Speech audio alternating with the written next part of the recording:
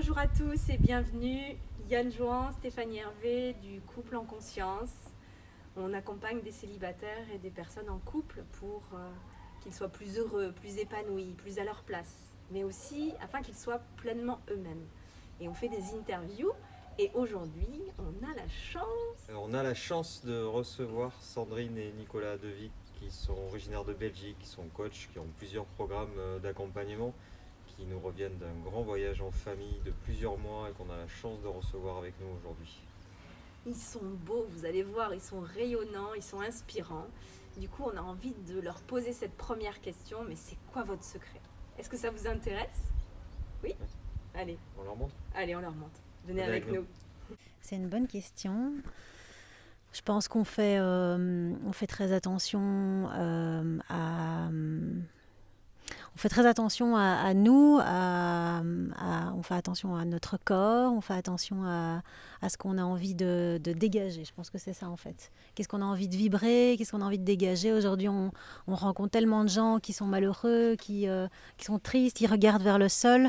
Et nous, c'est pas ça qu'on a envie dans notre vie. Donc, on a décidé de changer d'état d'esprit. Et de découvrir toutes les stratégies et le savoir-faire et le savoir-être pour justement pouvoir vibrer quelque chose de positif dans le monde. Je ne sais pas si toi... Non, c'est super ce que tu as dit. Alors, comment vous faites au quotidien pour entretenir cette vibration? Comment on fait au quotidien? Bon, le fait est qu'on travaille en couple et que c'est important pour nous de pouvoir faire en sorte que notre famille puisse vivre de belles expériences de vie avec nos enfants, ensemble. Et donc ce qu'on fait au quotidien, c'est qu'on communique beaucoup sur ce qu'on peut corriger, améliorer en termes de comportement, en termes d'habitude, en termes d'addiction, en termes de pulsion, de tout ce qui fait que la plupart des gens, y compris nous, parfois on se pourrit la vie avec des conneries, avec des comportements qui ne sont pas adaptés. Donc nous, on s'intéresse beaucoup à ça. Voilà, comment est-ce qu'on peut devenir une meilleure personne, comment est-ce qu'on peut être un meilleur papa, un meilleur mari, une meilleure épouse, et comment est-ce qu'on s'améliore soi-même pour être au service d'une harmonie.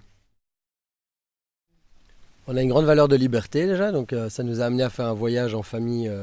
Les 9 derniers mois, on a visité l'Asie, l'Indonésie, voilà, l'Australie. Donc voilà, une valeur de liberté, mais qui dépasse le cadre du voyage. Nous, notre truc, c'est de voir comment est-ce qu'on peut sortir de nos prisons mentales, conscientes, inconscientes et physiques.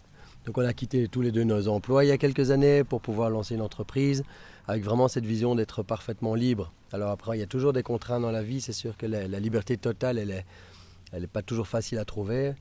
Mais c'est une intention très positive pour nous dans la vie. C'est d'être libre, de faire ce qu'on a à faire et de vivre les expériences qu'on a envie de vivre. Donc liberté, voilà, en ce qui me concerne. Pour moi, une valeur importante, surtout dans le couple, c'est l'ouverture. C'est l'ouverture au regard que chacun a sur le monde, parce qu'en couple, on a chacun sa paire de lunettes qui fait qu'on voit des choses différentes. Et on peut soit être dans le rejet en disant moi, j'ai pas la même paire que toi, donc ça va pas, et on continue à être en conflit. Soit on se dit, ok, de temps en temps, je prends ta paire de lunettes et j'accepte de voir que tu vois le monde d'une manière différente. Et en faisant cet échange de paires de lunettes de temps en temps, on peut se rendre compte aussi de la difficulté de l'autre à voir les choses comme soi. Et voilà, à se mettre dans les baskets de l'autre, c'est peut-être une autre métaphore pour vraiment comprendre ses besoins, ses frustrations, ses difficultés. Alors à ça, on ajoute évidemment la communication, parce que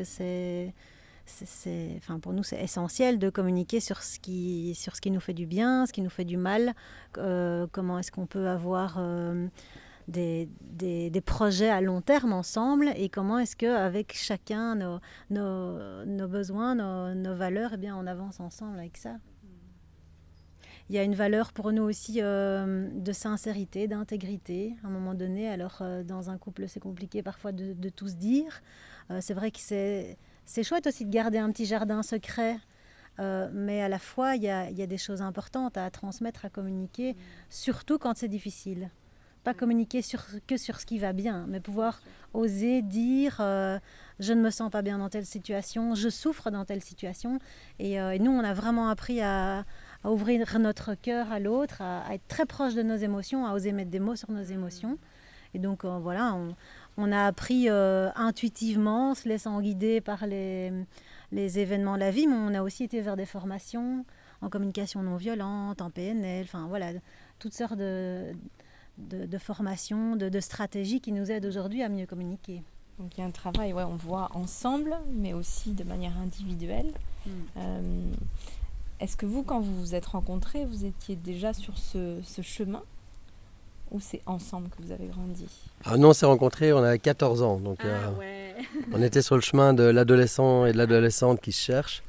Et on a traversé les grandes étapes de vie ensemble, donc les débuts des études universitaires, et puis qui a quand même bousculé le couple à ce moment-là, parce que Sandrine, qui avait 1 an de plus, est rentrée dans la cour des grands avant moi, donc moi je suis resté un petit gamin pendant quelques mois, le temps de la rattraper. Puis on a voyagé ensemble dans les études, on est devenu un petit couple très fusionnel, après l'appartement, les fiançailles, le mariage, le chien, les bébés, les machins, associés maintenant. Donc on a fait ce chemin ensemble, et en même temps avec des phases différentes et des besoins différents en fonction de ce qu'on avait à traverser. Mais on a essayé, et je pense qu'on y est parvenu, à être un soutien pour l'autre dans toutes ces phases de vie-là. Donc on aime parler en général de la métaphore du sidecar. Vous voyez les motos avec le truc à côté là.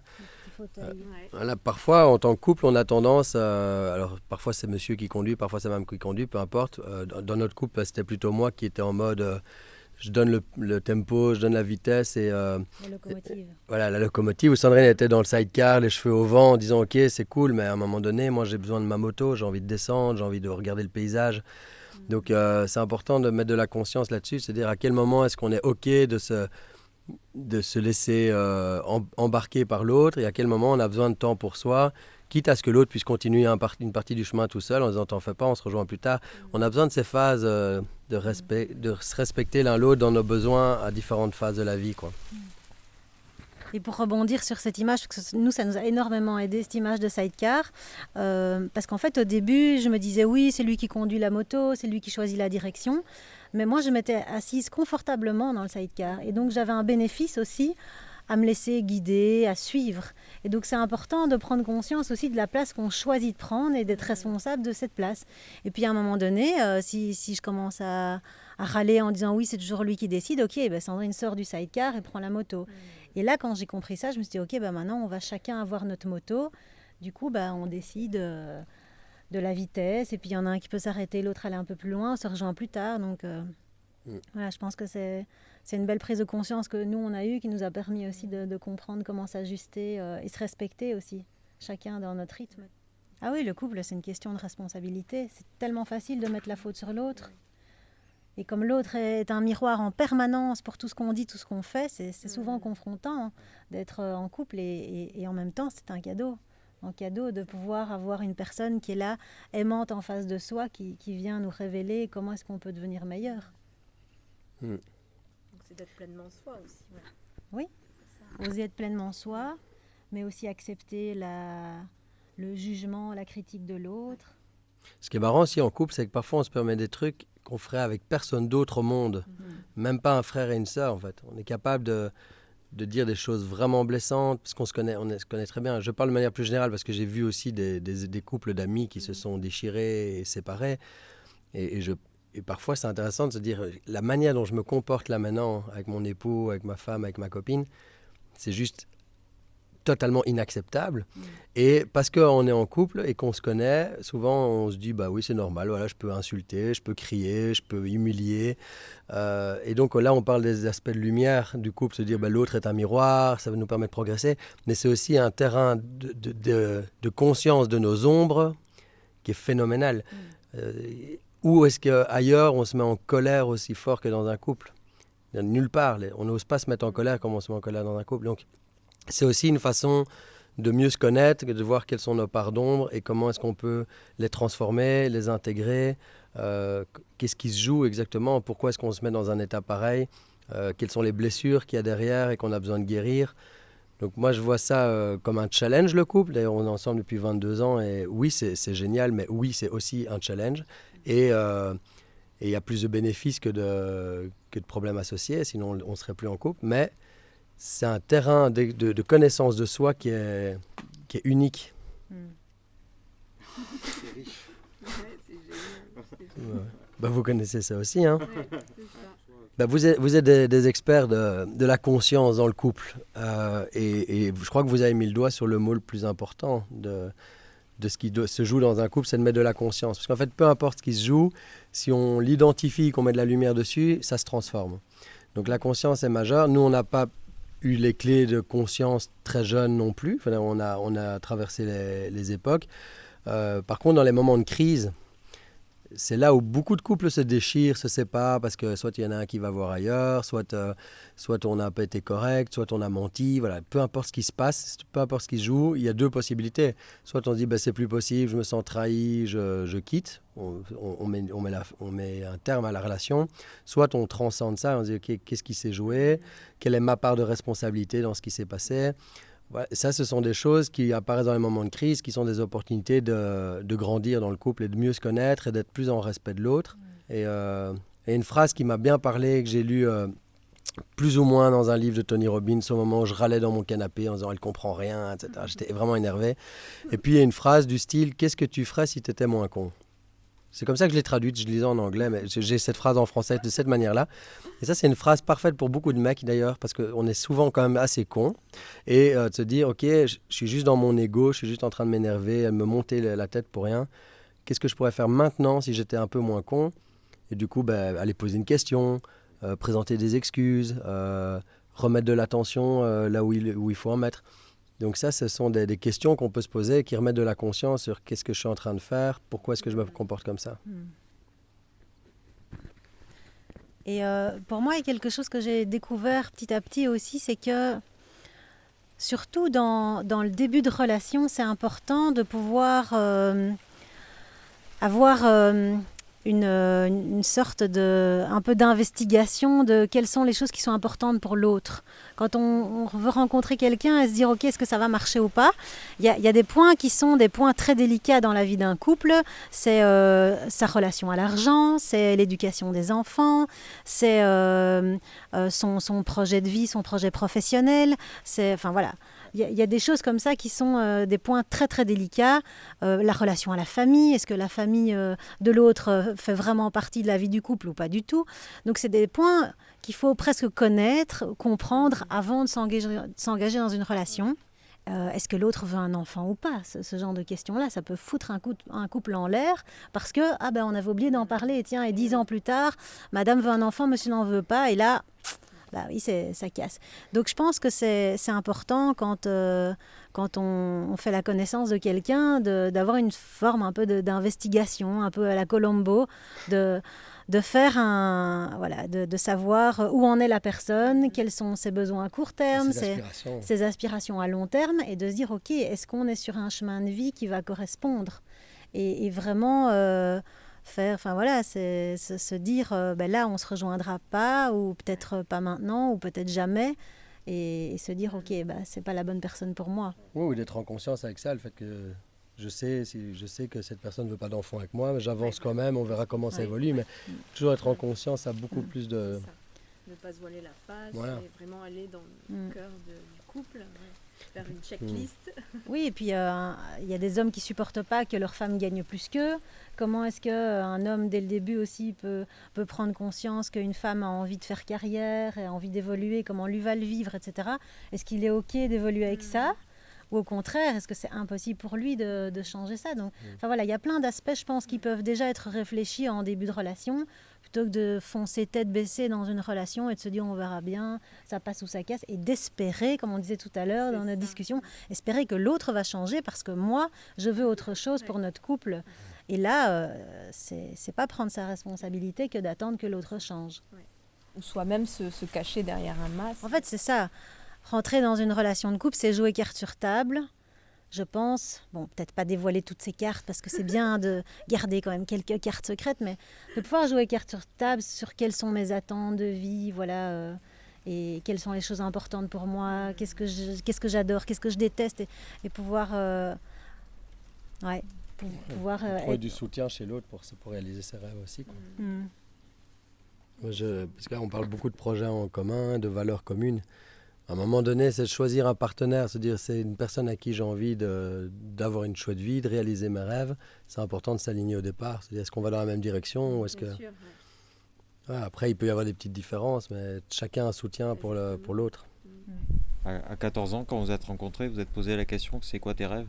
Oui, d'une certaine manière, avec les mots de l'époque, mais moi je me rappelle, je disais toujours à Sandrine, tu te rends pas très bien compte. Et elle me disait de quoi? Je dis, ça va cartonner, quoi. On va avoir une vie incroyable. Tu sais. Et puis à un moment de vie où on était un peu bof, parce on travaillait, Sandrine n'était pas très bien dans son boulot, moi je grandissais pas comme je voulais. Et puis elle me dit, tu me disais tout le temps, tu te rends pas très bien compte. Je me rends pas compte de quoi du coup, tu vois, parce que là on a une vie bateau, on fait comme tout le monde. Et du coup, on s'est reconnecté à ces intentions de gamin, quoi, en se disant, mais oui, on voulait une vie extraordinaire, qu'est-ce qu'on est en train de foutre? Et on a décidé de rompre avec ce truc-là et de créer notre entreprise, de voyager avec les enfants, fuck le système un peu, tu vois, le côté métro, boulot, dodo, ras-le-bol. Et donc oui, à 14 ans, alors on ne s'est pas dit, on n'a pas fait une réunion en se disant, c'est quoi tes rêves? Mais ce qui est sûr, c'est que très très vite, on était OK avec le fait qu'on voulait une vie pleine de sens, libre et de mettre les choses en place.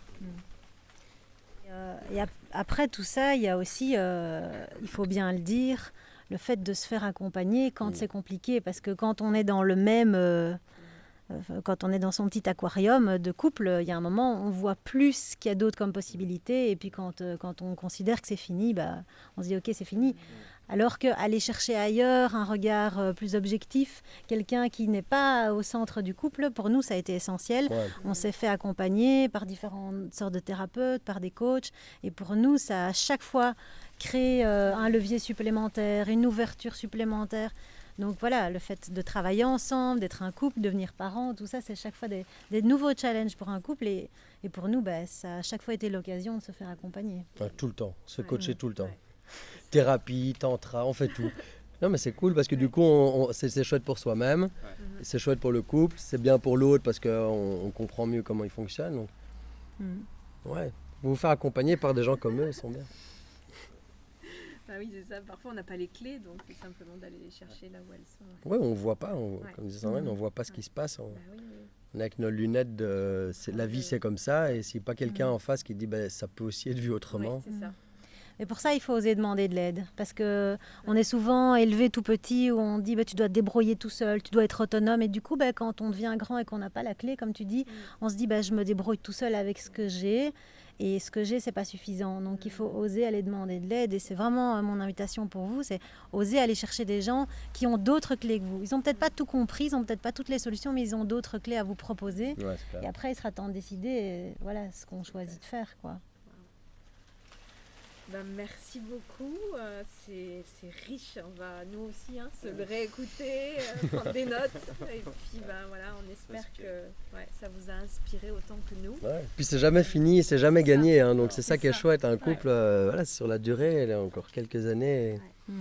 Franchement, et aussi parfois on entend des couples se dire je t'aime ma vie, etc. Nous on se disait ça gamin, mais maintenant on a mis plus de conscience dans le fait que tout change. Et que c'est OK. Donc oui, on a envie de vivre jusqu'à la fin de nos jours ensemble, enfin, en ce qui me concerne, mais il n'y a pas de pression par rapport à ça. Okay, là, maintenant, on est bien, on continue, on a des rêves en commun. Mais si à un moment, ça ne va plus, il n'y a pas à se bousiller la vie non plus. Donc, très, très au clair avec ça, le fait qu'il y a plein d'éléments de vie qui peuvent faire que ça change. Pas rester coûte que coûte. Les chemins voilà, ça, parmi nos clients, on voit des gens qui sont en souffrance réelle de rester avec quelqu'un qui n'est pas un bon compagnon de route. C'est comme si vous prenez quelqu'un en stop au bord de l'autoroute et que c'est un gars qui vous fume dans le visage, qui écoute du hard rock alors que vous les aimez la musique classique et qui tapote avec ses pieds et que ça vous rend dingue. Après 300 km, vous le débarquez en disant « Sortez de ma voiture, monsieur ». Il y a des couples, on ferait bien un moment de dire « Sortez de la bagnole, monsieur, parce que là, j'en peux plus. » quoi.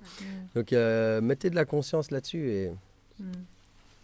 Voilà, la vie est trop courte que pour se faire, pour s'embêter. Pour s'ennuyer.